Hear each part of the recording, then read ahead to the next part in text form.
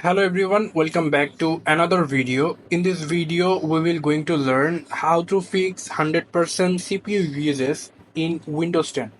So without further ado, let's get started. So first we will come over the search options and click on mouse right button, and here we will get device manager. Click on it, and after that maximize it. So after that, here you have to come over system devices. Click on it, and then here you will get an option called high precision event timer. Click on your right mouse button and disable this device. Okay, so after that, you did your first way to fix the problem, and now we will try the second way to fix this problem. Just write in your search options edit power plan. Here you can see, click on it, and after that here you in edit plan setting.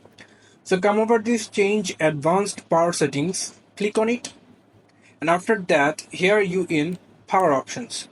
So this is my working PC, that's why I don't have that options called high performance.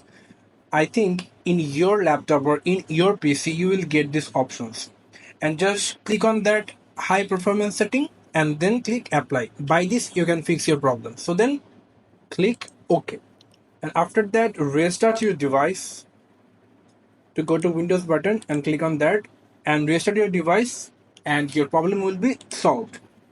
So thank you so much for watching this video. I hope to see you another video. Till then, goodbye.